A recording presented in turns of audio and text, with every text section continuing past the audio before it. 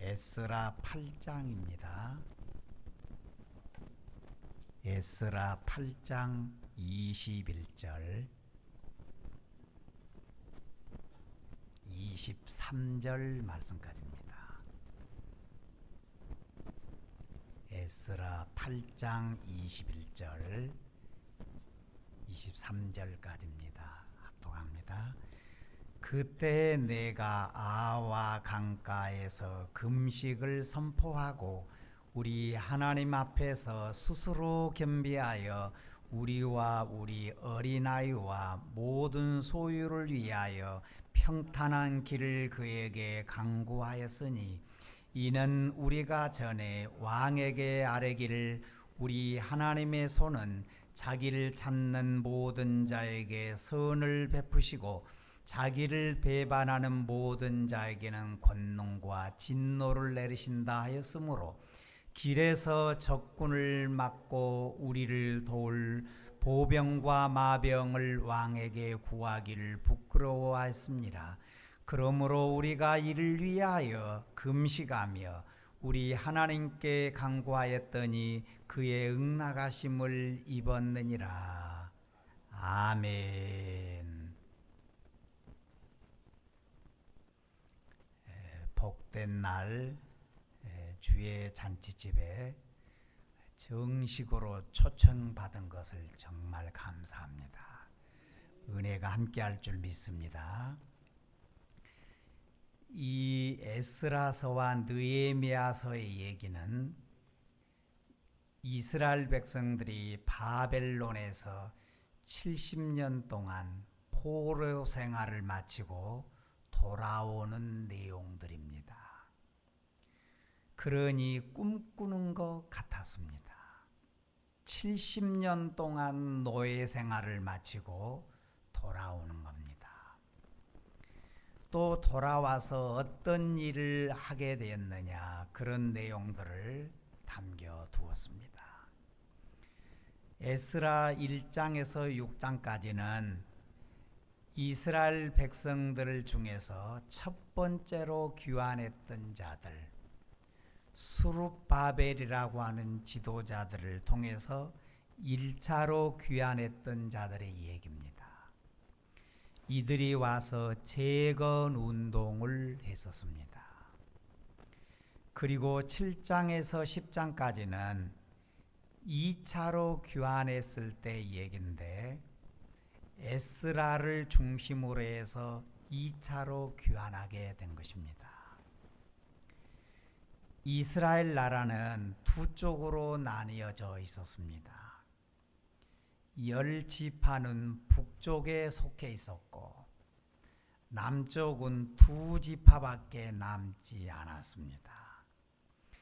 여기서 돌아온 사람들은 거의가 다 남쪽에 있었던 지파들 얘기입니다.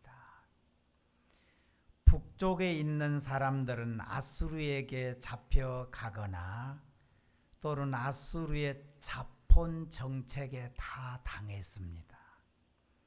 그래서 이미 민족성은 잃어버리고 혼혈족이 되어버렸습니다. 그 무명무실하게 되어버린 겁니다. 더럽다 취급받는 족속이 되어버렸습니다. 남쪽 지파는 유다 지파와 베냐민 지파, 그리고 신앙의 지도자였던 레위 지파들이었습니다. 이 남쪽에 있던 이들이 바벨론에서 70년을 포로 생활을 마치고 돌아오게 된 것입니다. 그래서 그때를 시편에 보면 뭐라고 했느냐, 꿈꾸는 것 같도다 그랬어요. 워낙 강했던 바벨론에게 이들이 잡혀갔기 때문에 속으로만 애를 타먹었지 독립운동은 생각할 수가 없었습니다. 워낙 바벨론이 강했습니다. 이 포로로 잡혀간 바벨론도 이름이 몇 번을 바뀌게 됩니다. 포로로 잡혀갈 때는 바벨론은 망해버렸고 그 다음은 페르시아가 그 나라를 다시 지배하게 된 겁니다. 이 페르시아도 보통 나라가 아니었습니다. 120도가 넘었습니다. 그런데 이스라엘 백성들을 본국으로 갈 수 있도록 돌려주었던 것은 정말 이것은 은혜가 넘쳤습니다. 전적인 하나님의 역사였습니다. 그래서 이들은 꿈꾸는 것 같았도다 그랬습니다. 8장에 오면 2차 귀환했던 사람들의 이름들이 쭉 나열되어 있습니다. 에스라를 중심으로 해서 2차 귀환을 했는데 에스라 당시의 왕은 아닥사스다 왕이었습니다. 이 왕 밑에서 에스라가 일을 얼마나 잘했던지 인정을 받았습니다. 눈에 쏙 들어온 사람이었습니다. 어느 날 에스라가 왕에게 청원을 했습니다. 우리가 돌아가서 예루살렘에 있는 백성들을 신앙적으로 올바르게 설 수 있도록 교육하고 싶습니다. 그래서 하나님을 잘 섬기는 나라가 되도록 가르치고 싶습니다. 청원을 했더니 화를 벌떡 내는 게 아니라 왕이 마음이 열려서 허락을 해주는 거예요. 놀라운 일입니다. 그리고 그들에게 선물까지 얹어주었습니다. 그리고 왕 자신과 왕자를 위해서 기도를 부탁한 겁니다. 놀라운 일이었습니다. 하나님의 은혜가 넘치고 넘쳤습니다. 8장 1절에서 14장까지는 돌아온 사람들의 이름이 거기에 기록되어 있는데 하나님께서 포로로 귀환시키는 일을 하실 때 쓰임받았던 이름들이 써 있습니다. 이런 기록된 것들은 이것은 꾸며낸 얘기가 아니다. 전설 따라 얘기가 아니라 역사적으로 분명한 사실이었다. 그러면서 이 사실을 증명하기 위해서 보물 같은 귀환했던 사람들의 이름을 나열해 놓았습니다. 역사적으로 틀림없는 사건이었다. 그리고 그 이름들을 합해 보니까 1773명이었습니다. 이 숫자는 장정들의 숫자입니다. 여자와 아이들까지 합한다면 2차에 돌아온 사람들이 10,000명가량이 됩니다. 에스라는 예루살렘에 대한 소식을 들었습니다. 내가 여기에서 잘 사는 것도 중요하겠지만 돌아가서 내 백성들에게 내 조국이 말씀 위에 서서 끝까지 승리하도록 하는 것이 귀하겠다. 나는 돌아가서 말씀을 가르쳐야 되겠다. 반석 위에 세워져야지 모래 위에 건설되어져 봤자 이것은 완전할 수가 없다. 또 언제 부실이 되어서 무너질 줄 모른다. 반석 위에 세워져야 한다. 내가 돌아가서 말씀을 가르쳐야 되겠다. 에스라가 결심을 한 겁니다. 나라가 잘 되려면, 나라가 끝까지 든든하고 이겨내려면 하나님의 말씀 위에 서야 됩니다. 이것을 에스라는 철저하게 포로 생활을 하면서 학습을 한 거예요. 하나님의 말씀 위에 서야 되는구나. 노예 생활을 하면서 철저하게 배웠습니다. 그리고 돌아가자 했더니 이 말에 감동을 받은 사람들이 1773명이 모여든 거예요. 장정의 숫자만 그렇습니다. 이들이 아와 강가에 모였습니다. 직결을 했습니다. 이제 여기서부터 이스라엘까지는 돌아가는 길이 1500km가 넘습니다. 걸어서 부지런히 가도 4개월은 가야 됩니다. 험난한 길입니다. 이들이 모여서 무엇을 했느냐? 21절에 보니까 그때 내가 아와 강가에서 금식을 선포하고 그랬습니다. 금식 기도를 했습니다. 금식 기도는 하나님이 힘 주시지 아니하면 우리는 갈 수가 없습니다. 하나님의 은혜, 하나님의 힘, 하나님의 도우심이 있어야 합니다. 하나님께 집중하기 위해서 강제적으로 기도하는 것이 금식 기도입니다. 굴복하는 기도입니다. 이유가 이겁니다. 예루살렘까지 가려면 1500km가 넘습니다. 4달 이상을 걸어가야 합니다. 긴 여행입니다. 또 어린아이, 부녀들 같이 가야 됩니다. 쉬운 여행길이 아닙니다. 또 왕이 보내면서 보물까지 주었습니다. 가다가 강도를 만날지도 모릅니다. 위험한 길입니다. 이 사막에는 낙타를 타고 약탈하는 자들이 있었습니다.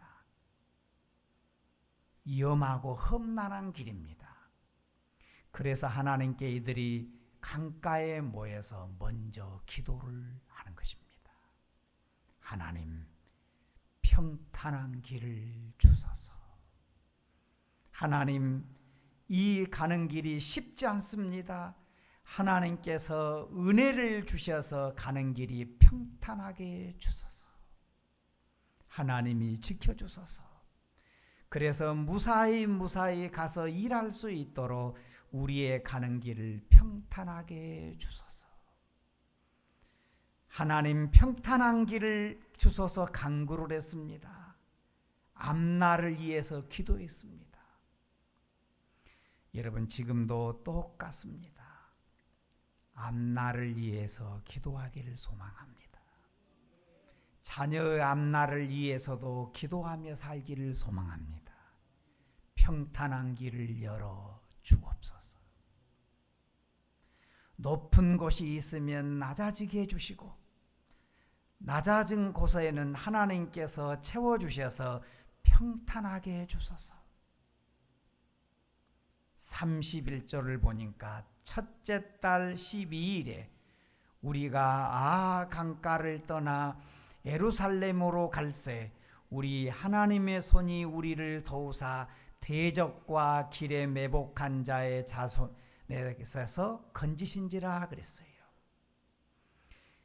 에스라가 귀환하면서 무서웠던 것은 대적과 매복조였습니다. 매복하는 자들. 이들은 길목에서 땅을 파고 숨어 있는 겁니다. 위장 전술을 하고 있습니다. 숨어 있으면 알 수가 없습니다. 어디에 매복하고 있는지를 알 수가 없습니다. 매복을 하고 숨어 있으면 딱 가는 길에서 당할 수밖에 없습니다. 기습적으로 공격을 당하게 됩니다.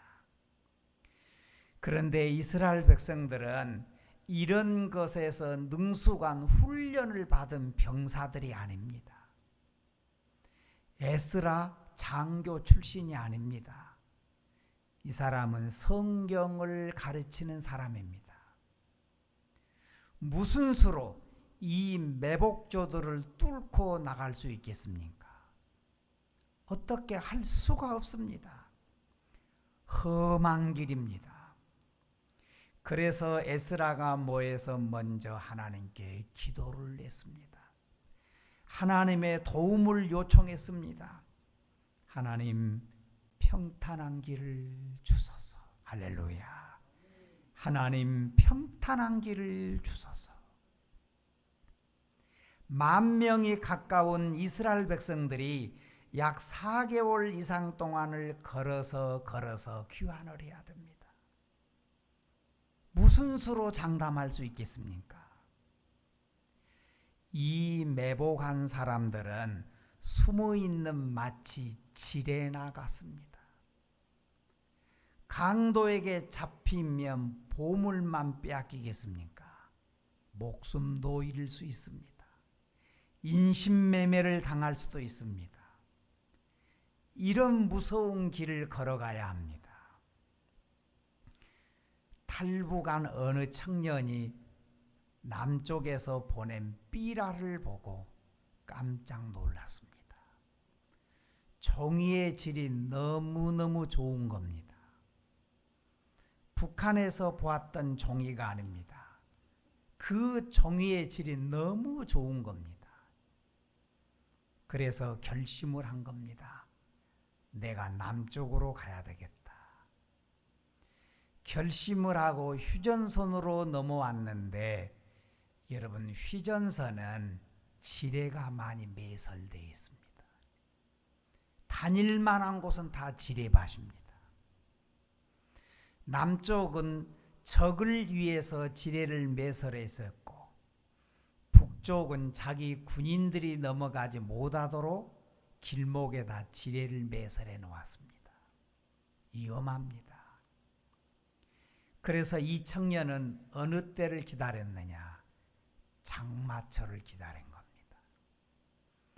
장마철을 기다렸는데 6일 동안 비가 오지 않고 6일 동안 비가 오지 않으니까 숨어 있었습니다.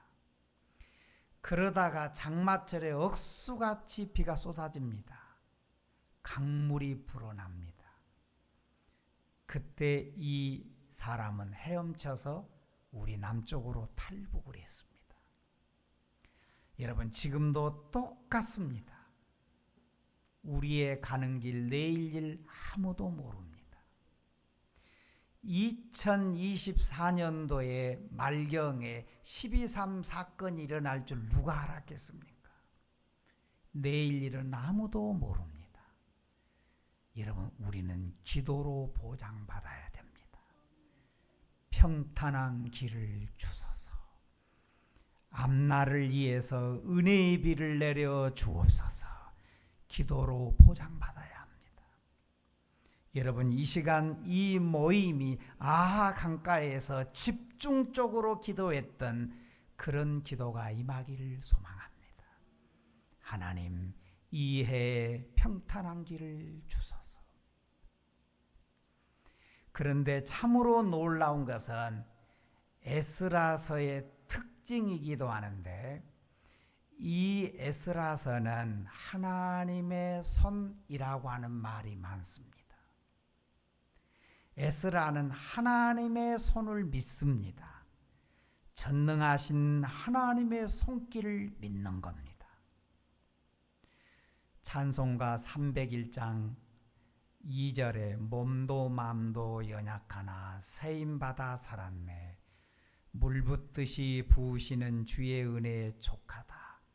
사랑 없는 거리에나 험한 산길 헤맬 때 주의 손을 굳게 잡고 찬송하며 가리라. 이것이 우리의 바로 자존심입니다. 믿는 사람의 자존심은 하나님의 손길을 믿습니다. 기적 같은 일이 일어났습니다. 32절에 보니까 이에 예루살렘에 이르러 그랬어요. 기적 같은 일입니다. 하나님의 손이 매복하는 자들에게서 이스라엘을 지켜준 거예요. 통과하게 해준 거예요. 기적 같은 일입니다. 기도가 부도나지 않았습니다. 매복조가 어디에 숨어 있는지는 알 수는 없습니다만은 그것 있으나 마나합니다. 하나님께서 다 통과시켜 주셨습니다. 하나님의 손길이었습니다. 그래서 에스라서를 읽어보면 하나님의 손길, 하나님의 손, 이 말이 많습니다. 이것이 특징입니다. 18절에도 보면 우리 하나님의 선한 손의 도우심을 입고 그랬어요. 31절에서도 우리 하나님의 손이 우리를 도우사 대적과 길에 매복한 자의 손에서 건지신지라 그랬습니다. 할렐루야. 10,000명이 가까운 사람들이 4개월 동안 걸어서 왔는데 강도를 만난 적이 한 번도 없습니다. 기적입니다. 하나님의 손길입니다. 하나님의 손길이 살펴주었습니다.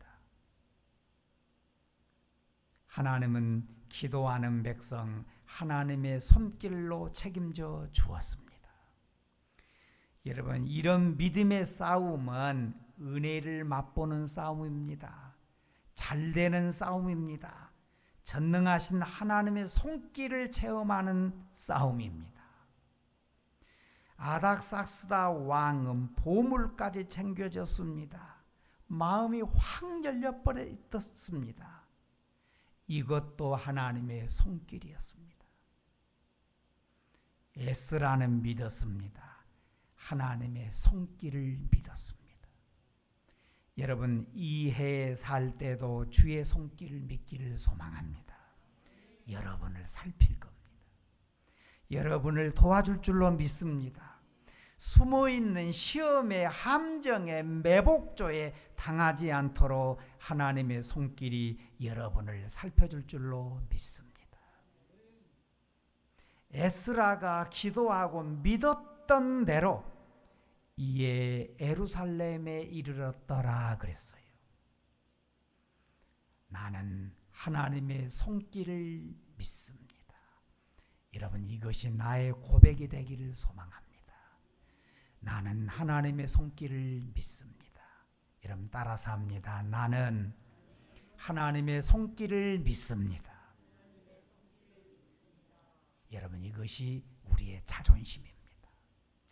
2025년 이 해에도 하나님의 손길이 있기 때문에 우리의 가는 길은 열리고 평탄하게 될 줄 믿습니다. 할렐루야. 기도합니다.